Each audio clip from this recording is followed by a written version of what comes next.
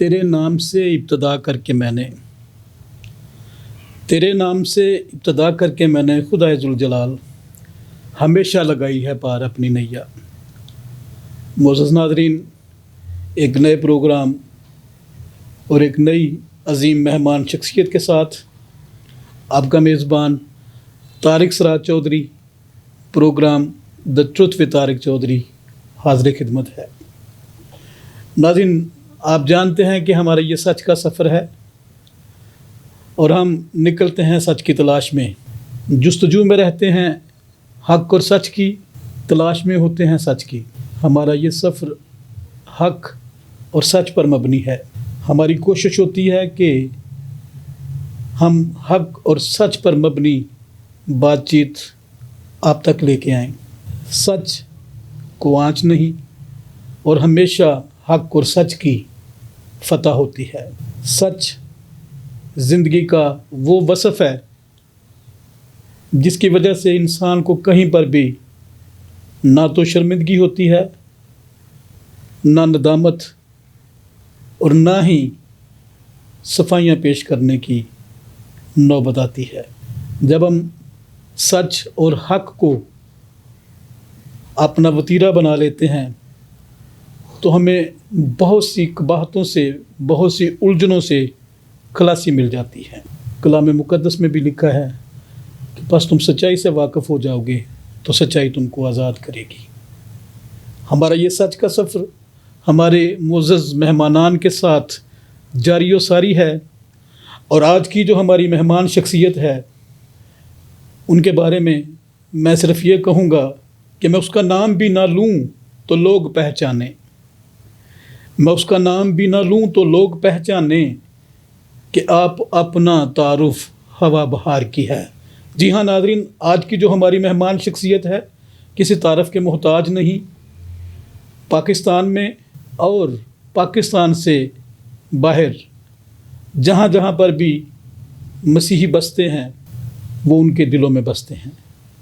جہاں کہیں بھی مسیح کے وفادار اور جانثار موجود ہیں وہاں پر ہماری اس مہمان شخصیت کی عزت اور احترام بصد لوگوں کے دلوں میں موجود ہوتا ہے۔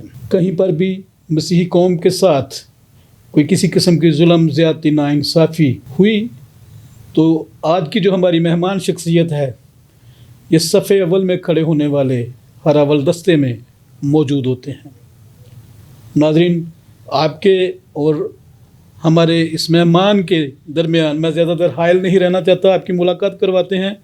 آج ہمارے ساتھ موجود ہیں جناب اکمل بھٹی صاحب۔ بھٹی صاحب، ہم آپ کو اپنے اس پروگرام میں باضابطہ طور پر خوش آمدید کہتے ہیں۔ جی، thank you Tariq Siraj advocate صاحب، آپ کا بہت شکریہ، آپ کے نیٹ ورک کا شکریہ، آپ کی ٹیم کا۔ آج ہم یہاں پہ موجود ہیں اور آپ کے ساتھ گفتگو کریں گے اور قوم کے ایشو کو ڈسکس کریں گے۔ جی ناظرین، ہمارے اس پروگرام کا جو مین سیگمنٹ ہے، جو تعارفی سیگمنٹ ہے، وہ ہے میری کہانی میری زبانی، اور بہت سے جو ہمارے ناظرین ہیں وہ اس بات پر بہت خوشی محسوس کرتے ہیں اور وہ ہمیشہ اس بات کے لیے بے چین ہوتے ہیں کہ جب ہمارے مہمان جو خدا کے فضل و کرم سے اور اپنی محنت اور لگن سے اس بڑی بلندی پر، اس مقام تک پہنچے ہوتے ہیں، تو جب ہم ان کے بچپن کو ڈسکس کرتے ہیں تو یقیناً لوگوں کے لیے، ہمارے ناظرین کے لیے ایک خوشی کا اور ایک مزید جاننے کا جو ہے ایک ذریعہ ہوتا ہے ان کا یہ تعارف۔ تو ہم اپنے جو معزز مہمان ہیں ہم ان سے ان کا تعارف جو ہے وہ جانیں گے۔ بھٹی صاحب، ہمارا یہ پروگرام کا سیگمنٹ ہے میری کہانی میری زبانی، جس میں ہم اپنے معزز مہمانوں سے پوچھتے ہیں کہ وہ ان کا بچپن کی لائف، پرائمری ایجوکیشن اور مڈل میٹرک تک کا سفر جو ہے اس میں وہ اپنی کچھ چھوٹی موٹی یادیں جو ہیں، بچپن کی یادیں، بالخصوص جو دوست، عزیز و اقارب، بہن بھائی جو ہیں وہ ابھی تک یاد کرا کے خوشی محسوس کرتے ہوں یا لطف اندوز ہوتے ہوں، کچھ طرح کی یاد۔ تو ہم چاہتے ہیں کہ آپ ہمارے ناظرین کے ساتھ شیئر کریں اپنا بچپنا اور اپنی پرائمری ایجوکیشن، کہاں سے آپ نے تعلیم حاصل کی اور کیسے آپ کا بچپن گزرا۔ جی، thank you so much. Luckily میرا تعلق، میں بلیس بھی سمجھتا ہوں اپنے آپ کو کہ میں شہداء کی مٹی جسے خوشپور کہتے ہیں، خداوند نے مجھے وہاں پہ پیدا کیا، اور میں وہاں پہ جو بھٹی فیملی ہے جنہیں چک والا فیملی کہتے ہیں، میں ان سے بلانگ کرتا ہوں. میرے والد صاحب پیٹر بھٹی صاحب اور میری والدہ راج گل صاحبہ دونوں استاد تھے، وہ پڑھاتے تھے وہاں پہ. اور پھر میں نے اپنا بچپن جو ہے وہ سینٹ تھامس ہائی اسکول خوشپور میں، وہاں سے میں نے اپنی جو میٹرک تک کی تعلیم ہے وہاں سے حاصل کی. اور وہاں پہ خدا ان کا شکر ہے کہ خوشپور کی مٹی میں جو مجھے اعتماد ملا، جو کانفیڈنس ملا، جو وہاں پہ میں نے اپنے مذہب سے قریب رہ کے جو میں نے اپنی روایات، مسیحی روایات سیکھیں، جو اعتماد پایا، وہ آج بھی مجھے زندگی بھر فائدہ دے رہا ہے. اور میں شائننگ اسٹوڈنٹس میں شمار ہوتا تھا. میرا اکیڈمک جو کیریئر ہے بہت اچھا تھا، اچھے ٹاپ کرنے والے اسٹوڈنٹ میں میرا شمار ہوتا تھا. اور شروع سے ہی میں مطلب اپنی پرائمری کلاسز سے ہی اپنے اسکول میں جو اسٹیج سیکرٹری بنا کرتا تھا اور میں تقاریر اور ڈبیٹس میں حصہ لیا کرتا تھا. اور شہباز بھٹی صاحب مجھ سے کچھ 3-4 سال سینئر تھے اور ان سے بھی اس طرح شناسائی رہتی تھی. رشتے میں وہ میرے چچا بھی لگتے ہیں. اور پھر ہم اسی طرح ایک ہی اسکول میں پڑھے اور وہاں سے ہی پھر میرے والد صاحب نے انجمن صدائے حق شروع کی اور میں وہاں پہ اسکول لائف سے وہاں پہ ڈپٹی سیکرٹری جنرل تھا. اور شہباز بھٹی صاحب تب پریزیڈنٹ تھے اور میرے والد صاحب چیئرمین تھے. اور پھر جب بھٹی صاحب کالج میں چلے گئے پھر انہوں نے کرسچن لبریشن فرنٹ کی بنیاد رکھی. اور وہاں پہ تھینکس گاڈ کہ میں میٹرک میں نے جا کے دوسرے اسکولوں میں، دوسرے کالجز میں نے ڈبیٹس میں حصہ لیا، تقریریں کی. پھر میں اسپورٹس کے طور پہ میں فٹ بال کو پسند کرتا ہوں. اور بیسکلی جو میرا شوق ہے وہ پیٹ لور ہے، کتے پالنے کا مجھے شوق ہے. تو یہ بنیادی سی کچھ چیزیں ہیں جسے میں نے آج تک اپنے پاس ساتھ جوڑ کے رکھا ہوا ہے، میں ان سے علیحدہ نہیں ہو سکا. اور وہاں سے میں نے اسکول لائف سے پالیٹکس، وہاں پہ ایک شوق تھا لیڈرشپ کا، خدا داد صلاحیت تھی، لوگوں کے لیے وہاں پہ اٹھتے تھے آواز. تب مجھے یاد ہے کہ ہمارا گاؤں میں کوئی اس طرح کی گھوڑا ٹانگا ہے، وہاں پہ لوگ کرسمس منانے اور لوگ آتے تھے اور ان کو رستے میں 3 کلومیٹر کا سفر تھا جہاں پہ، تو لوگ ان کو لوٹ لیتے تھے ڈاکو ہر سال. تو اسی اسکول لائف میں ہم نے شروع کیا کہ ہم وہ 20 دسمبر سے لے کر 25 دسمبر تک وہاں پہرا دیتے تھے. تو شدید دھند ہوتی تھی، شدید موسم خراب ہوتا تھا، لیکن ہم اسٹوڈنٹ جو تھے وہ وہاں پہ وہ 3 کلومیٹر کے علاقے میں وہاں پہ بیٹھتے تھے جا کے اور وہاں پہ پہرا دیتے تھے. اور اس وقت سے ہمیں یہ شوق تھا کہ ہم لوگوں کو بچائیں. اور پھر ہم لوگوں کو وہ لوٹ مار سے بچتے تھے اور ان کا اچھا کرسمس گزرتا تھا تو ہمیں سکون ملتا تھا، ہمیں خوشی ملتی تھی. تو تب سے ہی میرا یہ مطلب جو سوشل ورک ہے، لوگوں کے لیے جینا، لوگوں کے انصاف کے لیے جدوجہد کرنا، وہ جاری ہو ساری. ناظرین، پنجابی کی ایک مثال ہے کہ 16 جمدیاں دے منہ تکھے ہوندے نے. جو میرے ناظرین پنجابی سے واقف نہیں ہیں، میں ان کے لیے اس پروورب کو ٹرانسلیٹ بھی کر دیتا ہوں. 16 جمدیاں دے منہ تکھے ہوندے نے، یعنی کہ جو کانٹے ہوتے ہیں نا، کانٹے ان کے بڑے باریک سے جو ہے نا وہ آگے جو منہ ہوتے ہیں بڑے باریک ہوتے ہیں. تو جیسے ہی وہ کانٹے جو ہیں وہ نکلتے ہیں شاخ کے ساتھ تو وہ بڑے شارپ ہوتے ہیں. تو اس کو مد نظر رکھتے ہوئے پنجابی کا یہ خوان ہے، کہاوت ہے کہ 16 جمدیاں دے منہ تکھے ہوندے نے. اسی طرح بھٹی صاحب نے جو اپنے تعارف میں بتایا کہ بچپن سے ہی خدا نے انہیں قیادت کے لیے منتخب کیا اور اپنی متحرک جدوجہد کی وجہ سے، اپنی محنت اور لگن کی وجہ سے. اور ایک اور بات جو یہاں پر کرنے کے لائق ہے کہ خاندانی طور پر بھی اکمل بھٹی صاحب کے اندر جینیٹیکلی وہ ساری صفات موجود ہیں جو بھی کسی لیڈر کے اندر موجود ہونی چاہیے. انہوں نے اپنی اسکول لائف سے ہی قیادت کا سفر جو ہے وہ شروع کیا اور آج ہم دیکھتے ہیں کہ پورے پاکستان میں ان کے دوست، ان کے ساتھی، ان کے فالوورز موجود ہیں، ان کی پارٹی کے لوگ موجود ہیں، نظریاتی طور پر ان کے ساتھ جو لوگ منسلک ہیں وہ موجود ہیں. تو یہ وصف جو ہے آپ کے اندر قیادت کا، یہ آپ کو ہمیشہ معتبر رکھتا ہے.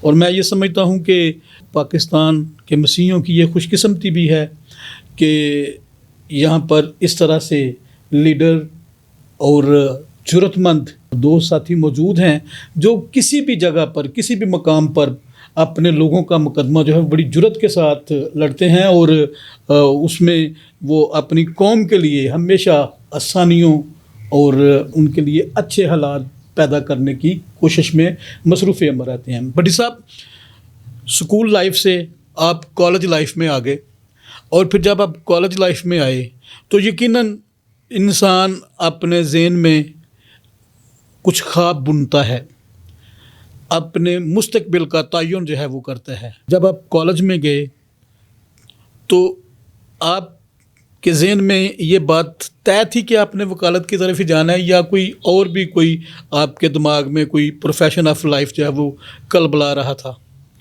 جی، میری والدہ شروع سے مجھے کہتی تھی کہ میں نے تمہیں خدا کو سونپ دی ہے، اور تب وہ ہمیں یوں لگتا تھا کہ جیسے خدا کو سونپنے کا مقصد ہے کہ آپ فادر بن جائیں، ٹھیک ہے، یا مذہبی خدمت میں چلے جائیں. لیکن میں اس چیز کو شروع سے جان چکا تھا کہ یہ ضروری نہیں ہے کہ آپ مذہب کے رہنما بن جائیں، کو پریسٹ بن جائیں یا پاسٹر بن جائیں اسی کی طرف، بلکہ اور فیلڈ میں بھی رہتے ہوئے آپ خدا کی طرف. تو لوگوں کے لیے جب میں اٹھتا تھا لڑتا تھا تو بالکل میں بچپن سے میرے والد صاحب، کیونکہ وہ ظاہر گاؤں کے لوگوں کے ساتھ تھانے کچہریوں میں جاتے تھے، ان کی خواہش بھی تھی کہ میں وکالت کے شعبے میں آؤں. اور پھر میں نے وہاں سے کالج میں گیا، گوجرا سے میں نے ایف اے کیا، سمندری سے میں نے گریجویشن کی. پھر میرے والد صاحب چونکہ ٹیچر تھے، ان کی خواہش تھی کہ میں استاد بنوں، پڑھاؤں، تو بی ایڈ کروں. ان کے کہنے پہ میں نے بی ایڈ بھی کیا، پھر میں نے ماسٹر پولیٹیکل سائنس کیا، پھر میں نے لاء کیا. میں نے کہا کہ میں اس طرف نہیں جا سکتا پڑھانے کی طرف، میں نے لوگوں کے لیے لڑنا ہے، اور یہ میرا شعبہ جو ہے یہ مجھے کام دے گا. اور پھر اس کے ساتھ ساتھ میں اپنی تعلیم بھی جاری رکھی، اور شہباز بھٹی کے ساتھ کرسچن لبریشن فرنٹ کے ساتھ ہم جڑ گئے، سی ایل ایف کے ساتھ. پھر ان کا سفر وہاں پہ، وہ جب ریلی کی کالز دیتے تھے تو ہم گاؤں سے اپنی، جب کہیں سے بھی لوگ ہمارے ساتھ نہیں تو ہم خوش پور سے بسیں بھر بھر کے لے کے جاتے تھے. جس طرح 95 کی ریلی ہے اسلام آباد میں، جب انہوں نے 11 اگست کو پہلی کی تو ہم وہاں سے خوش پور سے 2 بسیں بھر کے لے کے گئے. پھر 96 97 میں لاہور میں ناصر باغ سے پنجاب اسمبلی ہال تک 11 اگست کو ریلی نکالی گئی، تب بھی ہم وہاں سے لوگ لے کے آتے تھے. تو میرا وہ وہاں پہ کالج لائف میں لوگوں سے ملنا، مسیح لوگوں نوجوانوں کو اکٹھا کرنا، ان کی تنظیم سازی کرنی، تو اس کام میں مجھے شوق تھا اور میں کرتا بھی تھا، کیونکہ میری پارٹی کو بھی ضرورت تھی کہ وہ پبلک کو، لوگوں کو موٹیویٹ کریں اور یوتھ کو لے کے آئیں پارٹی میں. تو یہ کام میں کیا کرتا تھا، اس لیے میرا جس شعبے میں میرا شوق تھا میں الٹیمیٹلی وہاں پہ پہنچ گیا. ناظرین، کہتے ہیں کہ جب آپ کا پیشن آپ کا پروفیشن بن جاتا ہے تو پھر آپ کو کام کرنے میں دلچسپی بھی ہوتی ہے اور آپ انجوائے بھی کرتے ہیں. یقیناً اکمل بھٹی صاحب نے جیسے بتایا کہ جو ان کا پیشن تھا، جو وہ سوچ رکھتے تھے، جو وہ کام کرنا پسند کرتے تھے، وہ پروفیشنلی بھی پھر اپنے فیلڈ میں آ گئے. بھٹی صاحب، بطور وکیل آپ نے جب پریکٹس شروع کی تو ایک وکیل کی زندگی میں بے شمار اتار چڑھاؤ آتے ہیں. جب چونکہ ایک وکیل کی جو ابتدائی زندگی ہوتی ہے اس میں کچھ ایسے لمحات آتے ہیں جب اکثر وکلاء جو ہیں وہ ڈگمگا جاتے ہیں، چونکہ فنانس کے ایشو ہوتے ہیں اور دیگر لیفٹ رائٹ 100 معاملات ہوتے ہیں، دشمنیوں کے بھی معاملات آ جاتے ہیں، بعض اوقات آپ کے کلائنٹ کی دشمنی جو ہے وہ آپ کے گلے پڑ جاتی ہے. کوئی اس طرح کے معاملات آپ کے ساتھ پیش آئے؟ جی بالکل، اس شعبہ ہی ایسا ہے، اس میں اتار چڑھاؤ تو آتے ہیں. ایک اس کا پہلا کہ میرے لیے وکالت بڑی اہم ہے، لیکن میری زندگی میں یہ پرائیورٹی میری دوسری ترجیح ہے. پہلی ترجیح میرے لیے جو لوگوں کے لیے کام کرنا، جو پالیٹکس کرنا ہے، قائد تحریک شہباز بھٹی کے ساتھ جو ساری عمر ان کے ساتھ گزری ہے، اور وہی ہے. میں اپنا بعض اوقات اپنے کیسز مس کر دیتا ہوں، لیکن کوئی سانحہ ہو جائے قوم کے ساتھ، کوئی مسئلہ ہو جائے تو میں وہاں پہ اپنی تاریخیں چھوڑ کے، اپنے کلائنٹوں کو چھوڑ کے وہاں نکل جاتا ہوں. تو یہ اس سے مجھے بڑا نقصان بھی ہوا. اب دیکھیں بہت سارے بڑے بڑے کیسز ہیں، حالانکہ میں بلاسمی کے ٹرائل کیے ہوئے ہیں، سارا کچھ کیا اپنے طور پہ، لیکن بہت ساری جو ہماری این جی اوز ہیں جو لیگل ایڈ کا کام کرتے ہیں، وہ مجھے اس لیے کاؤنسل نہیں کرتے کیونکہ میرے نام کے ساتھ میری پارٹی کا نام جڑا ہوا ہے. تو جہاں میں کھڑا ہو جاتا ہوں وہاں مائنارٹیز الائنس پاکستان ان کو لگتا ہے، تو پھر وہ کبھی بھی مجھے ان کیسوں میں انوالو نہیں کرتے اور نہ کوئی بھاری فیسیں ہمیں دینے کے لیے تیار ہیں. تو اس وجہ سے مطلب یہ جو میرا خدمت کا شعبہ ہے، یہ میں سمجھتا ہوں میری ارننگ میں کبھی کبھی یہ ایک بڑی رکاوٹ بھی بنتا ہے، اور رکاوٹ بھی ہے. تھریٹس ہاں بہت زیادہ، کیونکہ میں نے دیکھا اپنی زندگی میں کہ ایسے کیسز میں بھی میں الجھ جاتا ہوں جہاں کوئی عام لوگ جو ہے اس کو ہاتھ ڈالنے سے انکار کر دیتے ہیں. میں وہاں پہ بطور ایک سیاستدان ہونے کے ناطے، سیاست کا طالب علم ہونے کے اور قانون کا طالب علم میں وہاں پہ جاتا ہوں، اور زیادہ تر ہمارے جو ڈسکریمنیشن کے وکٹمائزیشن کے کیس ہوتے ہیں جن میں کوئی بڑے طاقتور یہاں پہ اکثریت کے لوگ انوالو ہوتے ہیں، اور وہاں سے مجھے تھریٹس بالکل آتے بھی رہتے ہیں. بہت سب دفعہ نہ صرف میں قانونی طور پہ عدالتوں میں محو ہوتا ہوں بلکہ باہر ہم پروٹیسٹ بھی کر رہے ہوتے ہیں. جس طرح میں نے اکبر آباد کا ایک ایشو تھا تو سپریم کورٹ کے کہنے پہ وہاں پہ ان کا ڈیمولش ہو رہے تھے گھر، میں نے باہر 6 گھنٹے کے لیے وہ روڈ بلاک کر دی دھرنا. وہاں سے مجھے مطلب پولیس نے بھی تھریٹ کیا، اور میں نے اس طرح کے جڑا والا کے کیسز جب میں نے کیے تو میں نے بھگتا بھی، میرا گھر بھی کینسل کروا دیا گیا اور وہاں سے میرے بچوں کو نکالا. تو اس طرح کی چیزیں فیس کرتے ہیں. لیکن خیر ہمیں پتہ ہے جب آپ پاکستان جیسے ملک میں حق اور سچ کے لیے آواز اٹھاتے ہیں تو پھر مشکلات تو آتی رہتی ہیں. تو یہ ذہنی طور پہ میں پہلے سے بھی تیار ہوں، اور مجھے پتہ ہے کہ اس راہ میں میرے سامنے بشپ جان جوزف کی، شہید شہباز بٹی کی، جو ہمارے بڑے ہیں، ہمارے گاؤں سے ہیں، ہماری مٹی سے ہیں.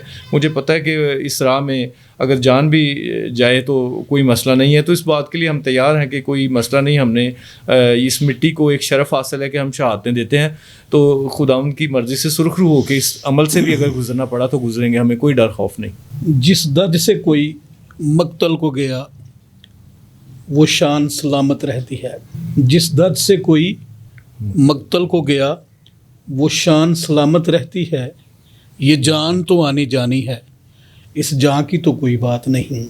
بٹی صاحب، یقیناً آپ کا تعلق جس مٹی سے ہے، یقیناً آپ نے 2 بڑے نام لیے اور پوری قوم مقروض ہے خوشپور کی.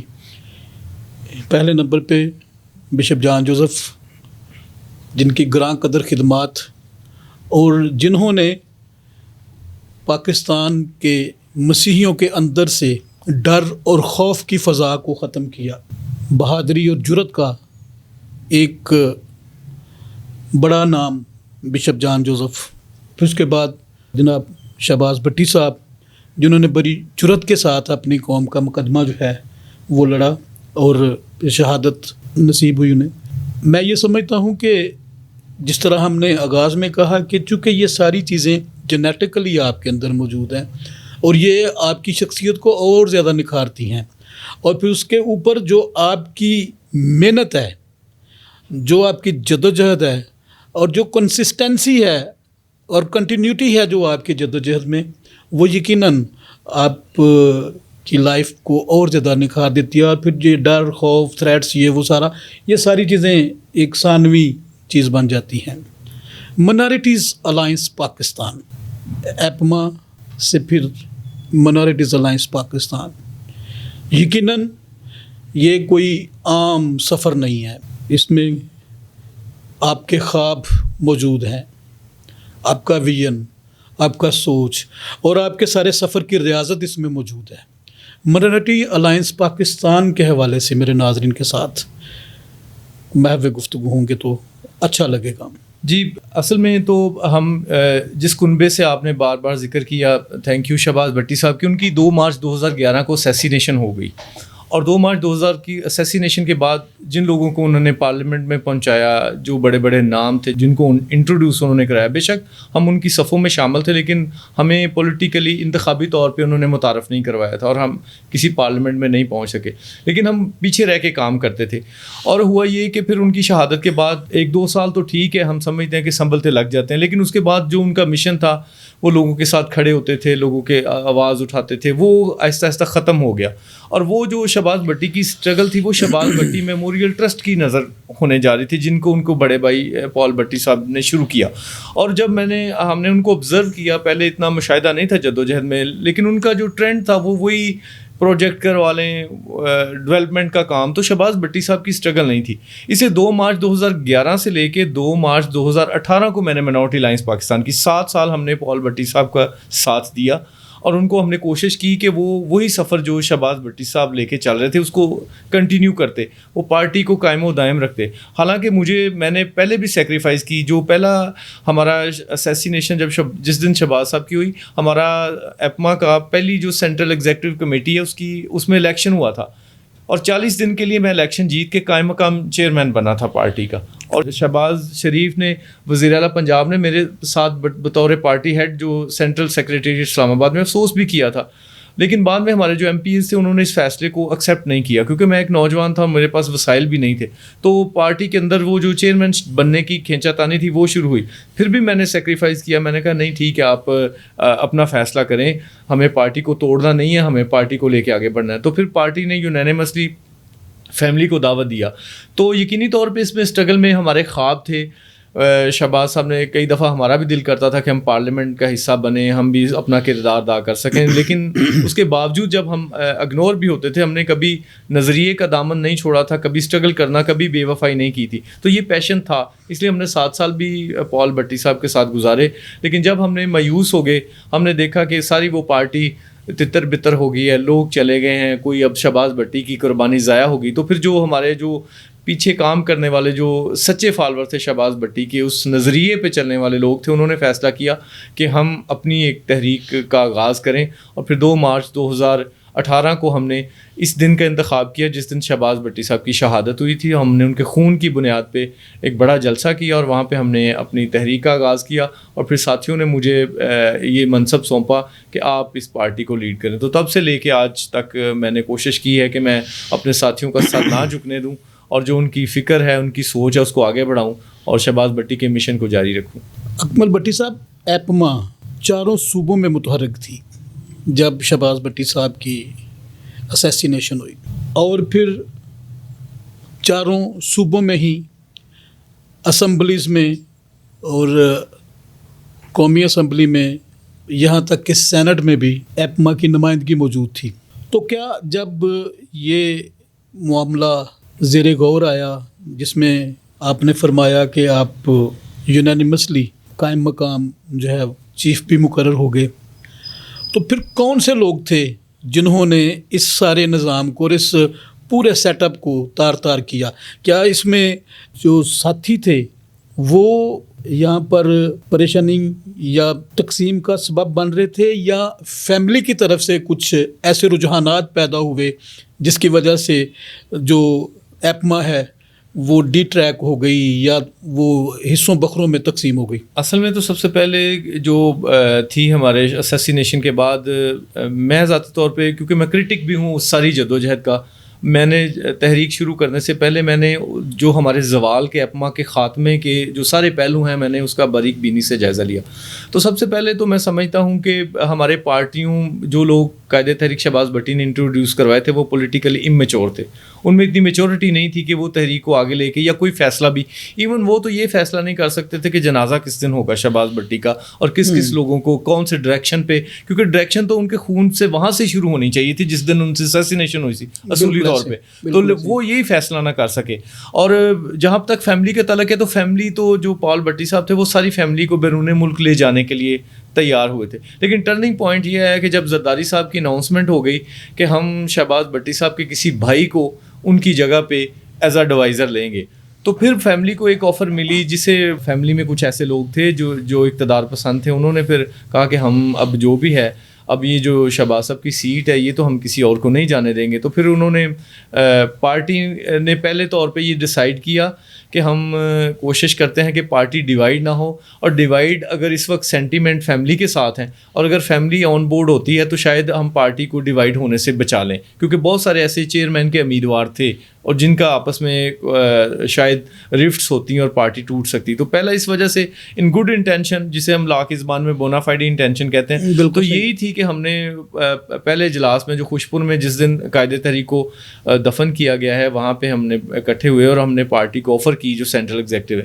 کہ اگر وہ فیملی ہم ان کو آفر کرتے ہیں کہ اس منصب کو قبول کریں، اگر وہ قبول کرتے ہیں تو ٹھیک ہے، اگر نہیں تو پھر پارٹی اپنا فیصلہ کرے گی. تو جب فیملی کو بلا کے کہا گیا تو انہوں نے سوچنے کا ٹائم لیا، 2 گھنٹے کا ٹائم. پھر 2 گھنٹے کے بعد وہ آ کے انہوں نے کہا کہ ٹھیک ہے، ہمارے بھائی نے شہادت دی ہے اور ہم اس کو قبول کرتے ہیں فیملی نے. اور پھر وہاں پہ انہوں نے ڈاکٹر پال بھٹی صاحب کا نام پیش کیا کہ چونکہ بڑے بھائی ہیں تو یہی لیڈ کریں گے.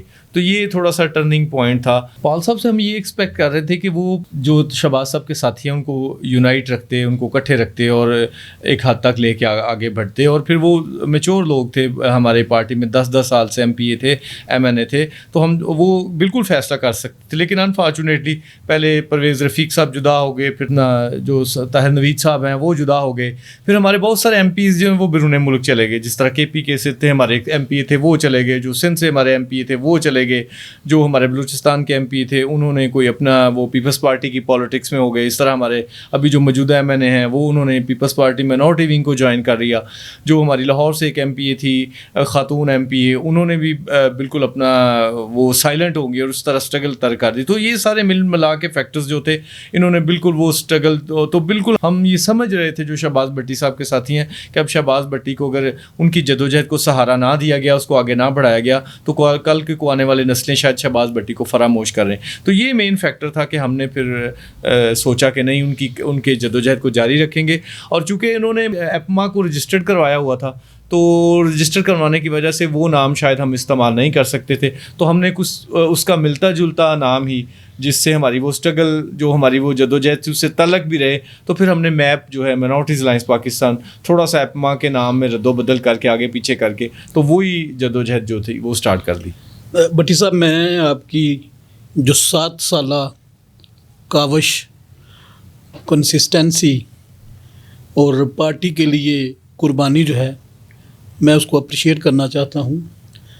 لیکن میں چاہتا ہوں چونکہ بہت سے ہمارے ناظرین ہیں, میرا خیال ہے کہ شہباز بھٹی صاحب کی اسیسینیشن کے بعد شاید یہ پہلا کمپریہنسو انٹرویو ہوگا یا پوڈ کاسٹ ہوگا جس میں ہم ایپما کو اس قدر مطلب سسٹمیٹکلی جو نظام ہے اس کی روح سے ہم دیکھ رہے ہیں, اور جو پارٹی یا ایپما کی ڈویژن جو ہے یہ اس کے جو ٹوٹ پھوٹ کا شکار ہوئی, میرے خیال میں یہ پہلی دفعہ اس کے اوپر بات ہو رہی ہے.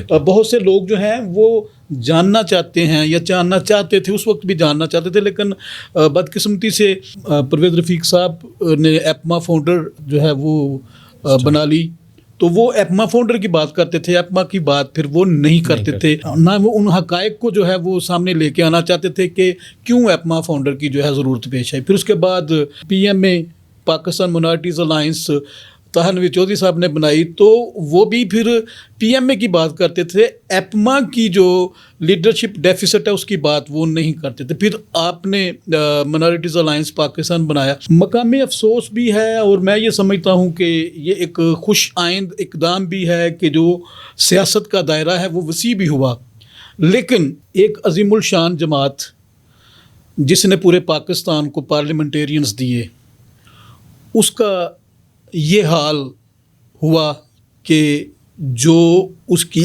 اصل اسپرٹ تھی وہ آج کہیں پہ نظر نہیں آ رہی. آپ اس کا ذمہ دار ڈاکٹر پال بھٹی صاحب کو ٹھہراتے ہیں یا جو بی لائن لیڈرشپ تھی, بی ٹیم تھی شہباز بھٹی صاحب کے ساتھ جو ان کے رفقا تھے ایپما میں, آپ ان کو ٹھہراتے ہیں, یا حالات کو آپ اس ساری ڈیوسٹیشن کا ذمہ دار ٹھہراتے ہیں؟ طارق بھائی, آپ نے بڑا خوبصورت سوال کیا, اور میں ایک تو سب سے پہلے اس کا رسپانسبل سب سے پہلے میں سمجھتا ہوں کہیں نہ کہیں ہماری جو مین لیڈرشپ ہے نا, قائد تحریک شہباز بھٹی, شاید میں سمجھتا ہوں کہ ان کو انسانوں کو پرکھنے میں اس طرح وہ ماہر ثابت نہیں ہو سکے. یہ ایک بہت بڑا بنیادی, جسے میں سمجھتا ہوں آپ مجھ سے اختلاف کر سکتے ہیں یا باقی ناظرین بھی کر سکتے ہیں. جب ہماری کرسچن لبریشن فرنٹ سے ہم ایپما میں کنورٹ ہوئے تو ایک نظریاتی پارٹی اقتدار کی پارٹی بن گئی. تو جب اقتدار کی پارٹی آپ بنتے ہیں تو آپ میں وہ بہت سارے اقتدار پسند لوگ آ جاتے ہیں جو صرف کرسی کو پیار کرتے ہیں اور ان کا اوڑھنا بچھونا ہی کرسی ہوتا ہے. تو آپ اس سے اندازہ کر سکتے ہیں کہ 2 مارچ 2011 کو جب اسیسینیشن ہوتی ہے تو ہمارے پاس پورے پاکستان میں ایم پی تھے. تو اگر کوئی شہباز بھٹی کا صحیح حقیقی فالور ہوتا تو وہ ریزائن تو دیتا ان کی شہادت. میں بھٹی صاحب یہاں پہ تھوڑا سا توقف لوں گا. بڑی ایک خطرناک بات آپ نے کی ہے اور میں چاہتا ہوں کہ اس پہ تھوڑی سی میرے ناظرین تک جو ہے نا وہ حقیقت پہنچنی چاہیے. آپ نے بیان کیا کہ شاید وہ مردم شناس نہیں تھے, انسانوں کو پرکھنے میں شاید وہ کہیں غلطی کھا گئے کہ اپنی جو سیکنڈ لیڈرشپ ہے اس کو بلٹ اپ کرنے میں شاید وہ اس دلچسپی سے کام نہیں کر سکے, یا شاید ان کے وہم و گمان میں بھی نہیں تھا کہ اتنی جلدی وہ روانہ ہو جائیں گے؟ نہیں, میرا خیال ہے ان کو پتہ تھا, یہ بات کا میں گواہ ہوں کہ ان کو پتہ تھا. انہوں نے شادی اس وجہ سے نہیں کی تھی کہ ان کو پتہ تھا میری اسیسینیشن ہوگی اور میں کسی کو بیوہ نہیں کرنا چاہتا تھا. مجھے 20 دفعہ ہماری دادی جی نے, شہباز بھٹی صاحب کی والدہ نے مجھے کہا کہ اپنے چاچو سے کہیں شادی کرے, تو میں نے کئی دفعہ ان سے کہا, لیکن ان کا یہی جواب تھا. ہزاروں ایسی گواہیاں ہیں, ان کو یہ پتہ تھا کہ چلے جانا. پرابلم یہ ہے کہ میں آج کھل کے بات کرتا ہوں کہ جی ہم کھل کے بات کریں گے آج. میں دیکھیں, ایک لیڈر میں جو میں نے خود پہ قابو پانے کی کوشش کی وہ میری لیڈرشپ میں کمزوری تھی. ایک لیڈر جو ہے اس کو ایک تو جو خوش آمد پسند ہیں لوگ, ان سے بچنا چاہیے. بالکل. اور دوسرا وہ جو چگلیاں کرنے والے لوگ ہیں ان سے بھی بچنا چاہیے. ٹھیک ہے. اس کو کیا کہتے ہیں پنجابی میں, کنا دا کچا نہیں ہونا چاہیے. بے شک. تو جب لیڈر ہوتی ہے, آپ کے پاس پاور ہوتی ہے, تو ایسے لوگوں کا ہجوم آپ کے ارد گرد ہوتا ہے. جو آپ کبھی چھینک میں مارے تو وہ کہتے ہیں یہ آپ نے ماری ہے یا شیر شاہ سوری نے ماری تھی, اس سے درمیان میں کوئی بندہ نہیں ہے. تو ایسے میرا خیال ہے کہ شہباز بھٹی صاحب اپنی ساری جرت دلیری کے باوجود ایسے لوگوں میں گر چکے تھے, اقتدار پسند لوگوں میں, جنہوں نے انہیں خدا بنانے کی کوشش کی ان کی زندگی میں. اور انہوں نے وہ جو نظریاتی کارکن تھے, ہم جیسے جو کام کرتے تھے, ان کو بالکل کارنر کر دیا اپنی سیٹوں کے لالچ میں کہ یہ سیٹیں ہیں ہمارا حصہ. کچھ لوگ ان کے ارد گرد ایسے تھے جن سے وہ مشورہ کرتے تھے, جن کا بیوروکریٹک سٹائل تھا. کچھ لوگ تھے بھی بیوروکریسی میں, اور بیوروکریسی کا یہ سٹائل ہے کہ بس ٹھیک ہے, عقائد اور وہ اس طرح ان کی پرورش کرتے تھے. وہ بڑے پیارے انسان تھے, لوگوں میں جانا چاہتے تھے, شاہ سے زیادہ شاہ کے وفادار. ان لوگوں نے نہیں یہ آپ کا پروٹوکول نہیں بنتا, یہ آپ ان لوگوں سے پنجاب. ایک دفعہ تو ایک میٹنگ ہوئی تو ایک دوست نے کہا کہ ہاں شہباز صاحب کے ساتھ پنجابی میں بات بھی نہیں کرنی کیونکہ ان کا ڈیکورم نہیں ہے. تو اس طرح مطلب ان لوگوں, پھر وہ بیچارے جو دیہاتی لوگ آئے تھے شکایت لگانے ایم پی اے صاحب کی, تو وہ بات ہی نہ کر پائے. اس طرح ان کو مشورے دیے جاتے تھے, یہ نہ کریں یہ نہ کریں. تو اس طرح ایک ٹولہ جو تھا خوش آمد پسندوں کا, وہ ان کے گرد تھا, جنہوں نے آہستہ آہستہ ان کو لوگوں سے, اور وہ ان کو پرکھ نہیں سکے. ان کا خیال تھا کہ شاید جس طرح بشپ جان جوزف کا بھی یہ خیال تھا, میں جب ان کی جدوجہد کو, کہ شاید چرچ میری قربانی کو اون کرے گا اور یہ تحریک آگے بڑھائیں گے, یا میری فیملی. تو بشپ جان کی قربانی جان جوزف میموریل ٹرسٹ کی نظر ہو گئی ایسے ہی, اور شہباز بھٹی کی قربانی بھی پھر شہباز بھٹی میموریل ٹرسٹ کی نظر ہو گئی. اور شہباز بھٹی بھی اسی انہوں نے جان دی اس لیے کہ میں اب اتنا سیاسی کنبہ پیدا کر کے جا رہا ہوں, اتنے میرے پیچھے لوگ ہیں, یہ انقلاب کو لیڈ کریں گے. لیکن وقت نے ثابت کیا کہ وہ سارے اقتدار پسند, وہ سارے سیٹوں, وہ پھر جب میں نے ایک ٹرننگ پوائنٹ, وہ سی ایل ایف کے لوگ کم اور ایپما کے زیادہ, یعنی اقتدار والی پارٹی کے لوگ آگے تھے جنہوں نے ڈومینیٹ کی کر لیا تھا. تو پھر ابھی جو یہ کنورشن ہوئی ہے یہ میپ کی, یہ پھر وہ جو نظریاتی لوگ تھے, یہ پھر وہ جو سی ایل ایف سے لگے ہوئے تھے, وہ پھر اکٹھے ہو گئے. تو اس لیے ہم سروائیو. اب دیکھ لیں تاریخ میں وہ جو اقتدار پسند ٹولہ ہے وہ کوئی نہیں ہے اب. اگر کسی نے پارٹی وہ ختم ہو گئی, نہ وہ دوبارہ کوئی ایم پی اے بن سکا, نہ کوئی اپنی پارٹی کو چلا سکا. اب یہ جو نظریاتی لوگ تھے جن کی سی ایل ایف سے پرورش ہوئی تھی, یہی لوگ آگے بڑھ رہے ہیں اپنے محدود وسائل کی بنیاد پہ, جیسے تیسے یہی لوگ جدوجہد کر رہے ہیں. اور ایک دفعہ پھر ہم کامیاب بھی ہوں گے. اور یقینی طور پہ میں نے اپنے طور پہ یہ سیکھا, جیسے میں نے آپ کو کہا تھا کہ میں کرٹک بھی ہوں, اور میں نے ان 2 چیزوں سے سیکھا, اور میں نے خود کو قابو پانے کی کوشش کی کہ اگر آئندہ ایسے حالات بنتے ہیں تو یہ جو خوش آمدی ٹولہ ہے یا وہ شکایتیں لگانے والا, اس سے خود اپنا دامن بچا کے رکھا جائے.